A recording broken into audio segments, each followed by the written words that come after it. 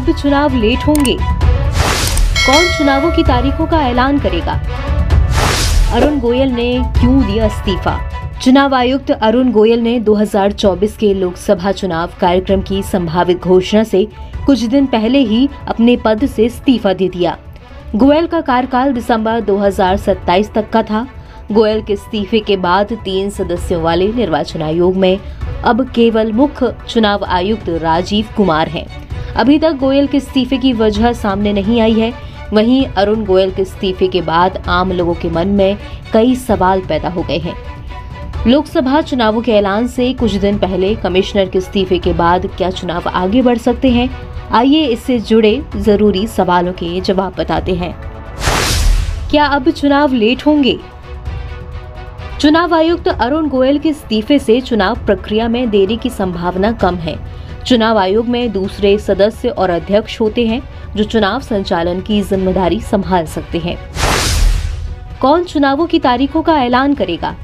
चुनाव आयोग के मुख्य चुनाव आयुक्त राजीव कुमार चुनावों की तारीख का ऐलान करेंगे। बता दें कि आयोग में 1 से ज्यादा सदस्य होते हैं जो कि सामूहिक निर्णय लेते हैं। किसने इस्तीफा मंजूर किया?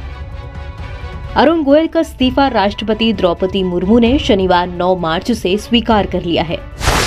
अरुण गोयल ने क्यों दिया इस्तीफा?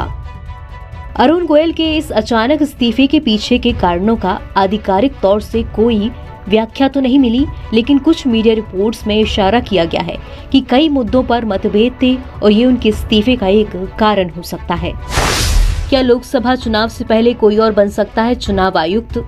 अरुण गोयल के इस्तीफे के बाद एक अधिकारी ने कहा, सरकार अन्य चुनाव आयुक्तों की नियुक्ति की प्रक्रिया शुरू करेगी। माना जा रहा है कि इससे लोकसभा चुनावों से पहले नए चुनाव आयुक्त की नियुक्ति की संभावना बनती है। कौन होते हैं चुनाव आयुक्त?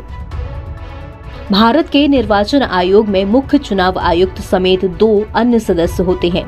चुनाव आयुक्त अनूप चंद्र पांडे इस साल फरवरी में रिटायर हुए थे। इसके बाद एक पद पहले से ही खाली था। अब अरुण गोयल के इस्तीफे के बाद केवल मुख्य चुनाव आयुक्त राजीव कुमार ही बचे हैं। कौन है अरुण गोयल? अरुण गोयल पंजाब कैडर के 1985 बैच के आईएएस ऑफिसर हैं। उन्होंने 2022 में सिविल सर्विसेज से रिटायरमेंट लिया था। इसके एक दिन बाद ही उन्हें चुनाव आयुक्त नियुक्त किया गया। वो अगले साल मुख्य चुनाव आयोग बनने वाले थे। विपक्ष क्यों लगा रहा सरकार पर आरोप? अरुण गोयल के इस्तीफे के बाद कांग्रेस समेत पूरा विपक्ष केंद्र सरकार को घेर रहा है। कांग्रेस अध्यक्ष मल्लिकार्जुन खड़गे ने कहा, यदि हम स्वतंत्र संस्थाओं की सुनियोजित बर्बादी को नहीं रोकते हैं तो तानाशाही द्वारा हमारे लोकतंत्र पर कब्जा कर लिया जाएगा। भारत में अब केवल एक चुनाव आयुक्त है, जबकि कुछ ही दिनों में लोकसभा चुनावों की घोषणा होनी है। कैसे बनते हैं चुनाव आयुक्त?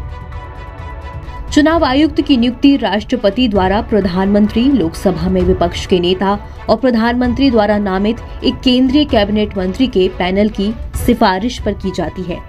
पिछले साल केंद्र सरकार ने कानून बनाया था जिसके तहत सुप्रीम कोर्ट के मुख्य न्यायाधीश को चुनाव आयुक्तों की नियुक्ति की प्रक्रिया से बाहर कर दिया गया। लोकसभा चुनाव का ऐलान कब तक होगा?